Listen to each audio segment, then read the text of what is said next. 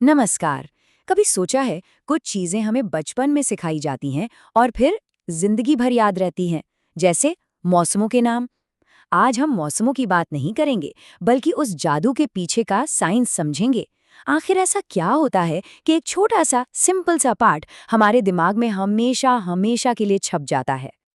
तो असली सवाल यही है, कोई भी आइडिया, कोई भी कॉन्सेप्ट हमेशा के लिए हमारी सोच का हिस्सा बनता कैसे है? क्या इसका कोई खास तरीका है, कोई टेक्निक? चलिए मिलकर इसका पता लगाते हैं। इसको समझने के लिए हम एक बहुत ही इंटरेस्टिंग केस स्टडी देखने वाले हैं, बच्चों की एक टेक्स्ट बुक का छोटा सा चैप्टर, 4 मौसमों के बारे में। अब ये देखने में तो बहुत सिंपल लगता है ना? पर असल में ये इफेक्टिव टीचिंग का एक ब्लूप्रिंट है और इसमें कुछ गहरे राज छिपे हैं। तो सीखने की इस पूरी पहेली का जो पहला टुकड़ा है वो है द रिदमिक हुक, मतलब एक लयबद्ध हुक। ये एक ऐसी टेक्निक है जहां किसी भी आइडिया को यादगार बनाने के लिए आवाज और रिदम का एक तरह से जादू इस्तेमाल किया जाता है। चलिए पहली कविता देखते हैं, स्प्रिंग यानी वसंत के बारे में। वसंत का समय है जब बच्चे खेलते हैं, फूल खिलते हैं हर दिन। कितनी सिंपल और कैची है ना? एकदम आसानी से जुबान पर चढ़ जाती है। अब गर्मी की बारी। गर्मी बहुत है, ठंडा रहने के लिए हर कोई चाहता है पूल में डुबकी लगाना। यहाँ भी देखिए वही सिंपल रिदम जो गर्मी की फीलिंग को तुरंत दिमाग में ले आता है। और अब मॉनसून को फील कीजिए। मानसून के बादल बारिश से भरे हैं, आपको फिर से ठंडा महसूस कराते हैं। ये रिदम सुनते ही बारिश की वो ठंडी ठंडी हवा का एहसास होने लगता है। और आखिर में सर्दी। सर्दी ठंडी है, धूप वाले दिनों में लोग सूरज की किरणों का आनंद लेते हैं। ये कविता पढ़ते ही सर्दियों की वो मीठी मीठी धूप की गर्माहट याद आ जाती है। तो सवाल ये है कि इन कविताओं में ऐसा खास क्या है? ये सिर्फ क्यूट राइम्स नहीं हैं। असल में ये हमारे दिमाग के लिए एक तरह का शॉर्टकट है, जिसे कहते हैं मेमोनिक डिवाइस। ये सिंपल सी धुनें मौसम जैसे एब्स्ट्रैक्ट आइडिया को हमारी फीलिंग्स से जोड़ देती हैं, जिससे वो यादगार बन जाता है। ये एक ऑडियो एंकर की तरह काम करता है, जो इस इन्फॉर्मेशन को हमारे दिमाग में हमेशा के लिए फिक्स कर देता है। अच्छा, अब आते हैं दूसरे कदम पर, पर्सनल कनेक्शन बनाना। और यहीं पर असली जादू होता है, जब कोई आइडिया सिर्फ किताबों के पन्नों से निकलकर हमारी अपनी पर्सनल जिंदगी का हिस्सा बन जाता है। जरा इन सीधे साधे सवालों पर गौर कीजिए। गर्मियों में क्या पहनते हैं? सर्दियों में क्या पहनते हैं? कौन सा मौसम सबसे ज्यादा पसंद है और क्यों? ये सवाल क्या करते हैं? ये सीखने वाले को मजबूर करते हैं कि वो मौसमों को अपनी जिंदगी से, अपने कपड़ों से, अपनी पसंद नापसंद से जोड़ कर देखें। इससे नॉलेज सिर्फ किताबी नहीं रहती, बल्कि एक पर्सनल एक्सपीरियंस बन जाती है। अब ये जो कनेक्शन है, इसे और भी गहरा किया जाता है कहानी के जरिए। जी हाँ, द पावर ऑफ स्टोरी। यहाँ पर कुछ कैरेक्टर्स का इस्तेमाल किया जाता है ताकि अंडरस्टैंडिंग और भी मजबूत हो जाए। तो चलिए मिलते हैं वृंदा से। कहानी हमें सीधे ले जाती है हैदराबाद, और वहाँ मौसम है गर्मी का। कहानी ये है, वृंदा और उसका परिवार हैदराबाद घूमने जा रहे हैं। वृंदा के दादा दादी वहाँ रहते हैं। हैदराबाद में गर्मी है, उसने सूती फ्रॉक पहनी हुई है।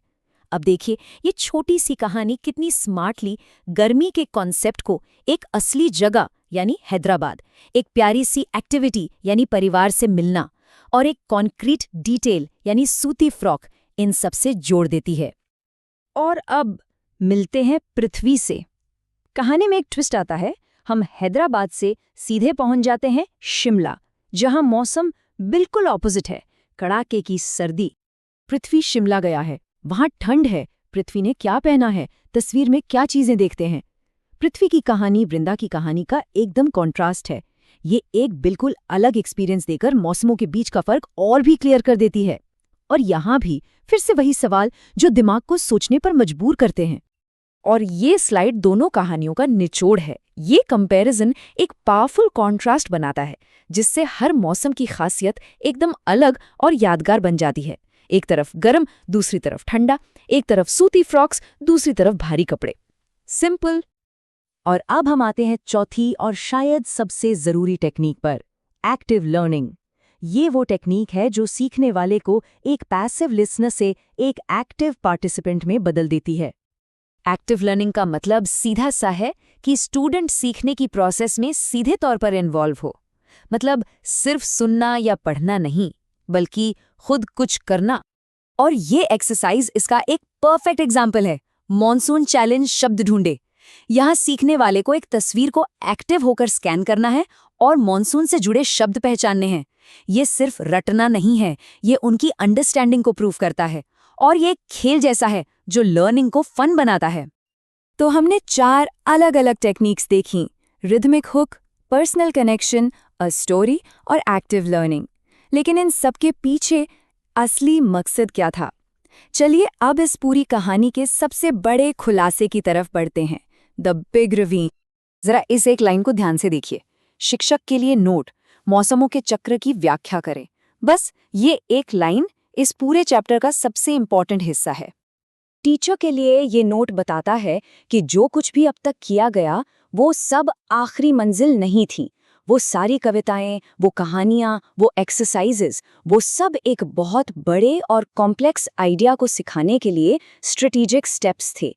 और वो आइडिया था द साइकिल ऑफ सीजन्स, मौसमों का चक्र। मतलब हर छोटा हिस्सा एक बड़ी पहेली को सॉल्व करने के लिए एक बिल्डिंग ब्लॉक था। और ये हमें एक बहुत बड़े सवाल पर लाकर छोड़ देता है। ऐसे और कौन से कॉम्प्लेक्स आइडियाज़ हैं जिन्हें हम इतनी ही सिंपल टूल से इतनी ही अच्छी तरीके से सिखा सकते हैं? यह हमें याद दिलाता है कि कभी-कभी सबसे बड़ी सीख सबसे छोटी और साधारण दिखने वाली किताबों में ही छिपी होती है।